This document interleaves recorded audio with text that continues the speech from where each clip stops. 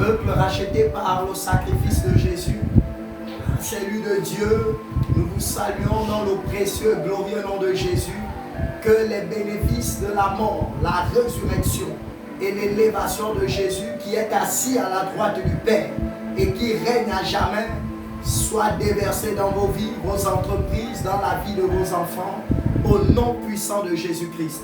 Alléluia, évangéliste, triomphe, grâce et révélation du Christ à toi.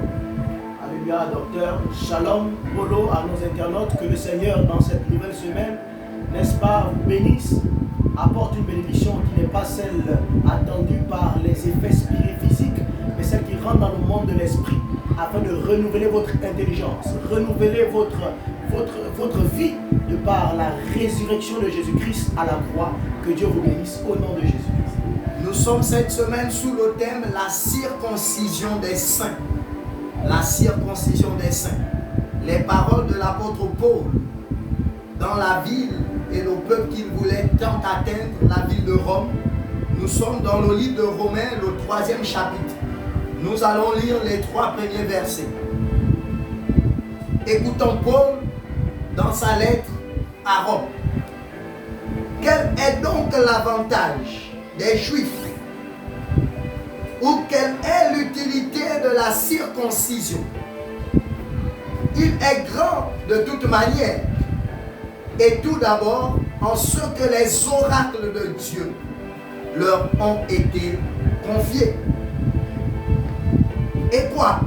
Si quelques-uns n'ont pas cru, leur incrédulité anéantira-t-elle la fidélité de Dieu? C'est l'apôtre Paul qui parle, évangéliste.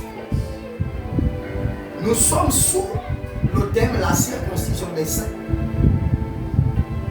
Il y a quelque chose qu'il faut comprendre, c'est que le christianisme est hostile, rejette, est contre toute tradition. La tradition est un couteau qui tranche le cou au Saint-Esprit. La tradition, l'habitude, le rituel est un mercenaire qui a pour but de tuer le Saint-Esprit.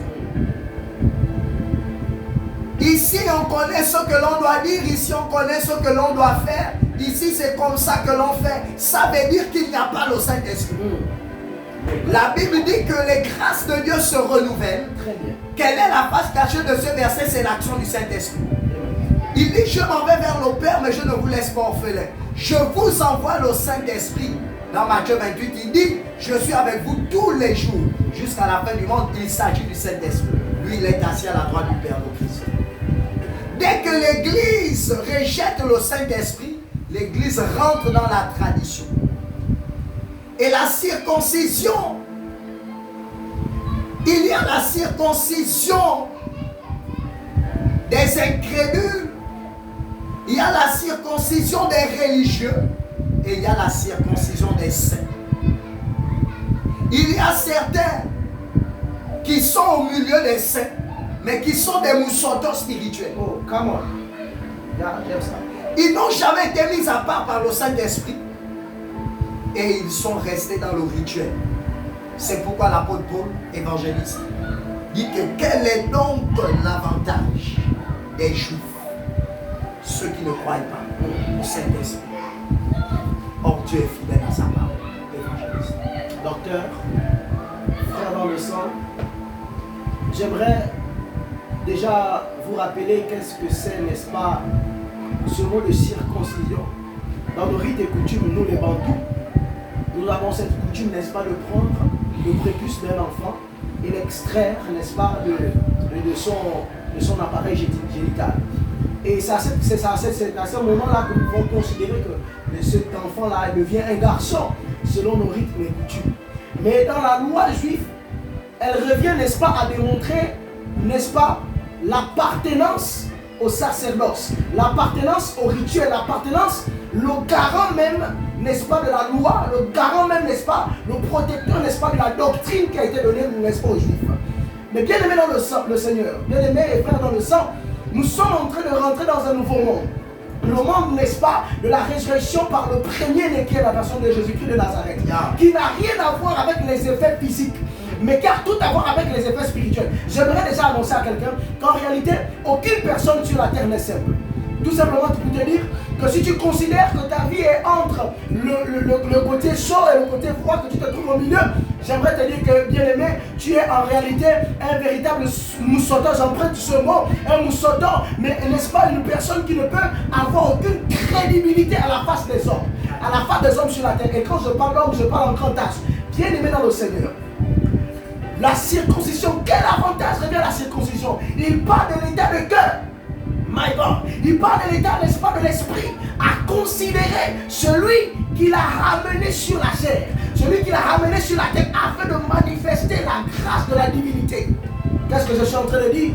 Être circoncis dans le monde de l'esprit, c'est manifester la gloire de Dieu, du monde dans lequel nous venons. J'aimerais te rappeler quelque chose. Le livre de Jérémie, le chapitre 1, déclare qu'avant que tu fûs dans le sein de ta mère, je t'avais déjà établi comme prophète.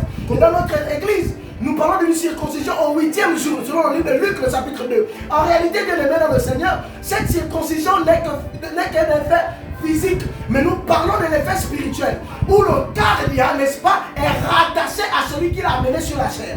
Le cardia ici, n'est-ce pas, est la personne elle-même qui considère que je suis un être, un esprit dans un corps et qui porte un âme, mais qui en réalité a une mission première de présenter la personne de Jésus-Christ de Nazareth comme Seigneur et Sauveur. Celle-là ne se fait pas avec un couteau, celle-là ne se fait pas avec une loi, celle-là ne se fait pas avec une considération. Elle se fait, n'est-ce pas, par le baptême de l'esprit. Frère dans le sang, sors, n'est-ce pas, de cet état de prépuce spirituel que tu es et rentre en puissance dans la gloire de ton Dieu. Docteur, l'apôtre Paul parle aux Colossiens, il dit que la circoncision dont il parle, c'est celle qui n'a pas été faite de la main des hommes. Yes, yes. C'est pourquoi on parle des saints. Un saint était mis à part. My God. Il est mis à part par l'action du Saint-Esprit. Actes des Apôtres, chapitre 13, la Bible déclare qu'il y avait des apôtres, il y avait des docteurs, il y avait des prophètes rassemblés. Yes. Et ils étaient en jeûne et en prière. Le Saint-Esprit a parlé et il a dit, mettez à part Barnabas et Saul pour l'œuvre à laquelle je les ai appelés. À quel moment la circoncision des saints s'est faite? Lorsque tu es mis à part. Tu es mis à part pourquoi? Pour annoncer la bonne nouvelle. Yes. Et Jésus, le Christ, alors que le Christos était en train de repartir, il a dit quoi? Allez faire de toutes les nations des disciples par le Saint-Père qui les a mandatés. Et il le dit dans le livre de Jean, il dit comme mon Père m'a envoyé, moi aussi je vous envoie. Dès que le Christ nous envoie, quand nous prenons conscience de la mission, de qui est la nôtre, celle que le Christ nous a confiée, nous devenons des circoncis et des saints, des mis à part pour accomplir cette mission. Le 8e jour auquel l'enfant devait être circoncis, nous dit le livre de Luc chapitre 2, on lui donna le nom de Jésus, nom qu'avait indiqué l'ange avant qu'il ne fût dans le sein de sa mère. Tu l'as cité, évangéliste, il s'agit en réalité de répartir dans la destinée divine. Qui suis-je selon Dieu? Qui suis-je selon le Christ? C'est à cet instant que nous sommes des circoncis et des saints, prêts à toute bonne œuvre, et nous devenons, n'est-ce pas, un vase d'honneur pour notre Dieu. Évangéliste, les mots de conclusion. Les mots de conclusion, bien aimé dans le sang, frère dans le sang, c'est te dire aujourd'hui que la grâce qu'a un circoncis spirituel, c'est celle de manifester et matérialiser la puissance de l'esprit, l'effet de l'esprit de Dieu. C'est-à-dire, Jérémie était un homme selon le fait qu'il avait été mis, un esprit qui a été mis dans un corps. Et toute personne circoncis était un esprit dans un corps. En réalité, qui laisse l'ouverture au Saint-Esprit de manifester les œuvres de la croix. C'est pourquoi le livre des Corinthiens, Paul parle et il déclare qu'en réalité, nous connaissons en partie. Mais où est l'autre partie? L'autre partie, n'est-ce pas, est la manifestation chaque jour, je dis bien chaque jour, de l'Esprit de Dieu. La révélation qui nous apporte à manifester le chemin de la croix, à rassembler les élus de Dieu, à rechercher, n'est-ce pas, les brebis égarées, les ramener dans la bergerie. Frère dans le sang, sors, n'est-ce pas, de cette circoncision dont on t'a fait état, que cela se manifeste par un signe, par lumière ou du ciel, je ne sais pas quoi. Non, non, non. Elle rentre, comme disait le docteur tout à l'heure, dans le monde de l'esprit. Elle rentre dans les effets de l'esprit afin de démontrer la gloire de Dieu. Tu es un esprit, considère-le maintenant, et ensuite tu seras un saint par la gloire de Dieu. Que la paix de Jésus soit avec tous. Soyez circoncis par l'action du Saint-Esprit et vous accomplirez les choses de l'Esprit. Paix et grâce à vous au nom de Jésus. Amen.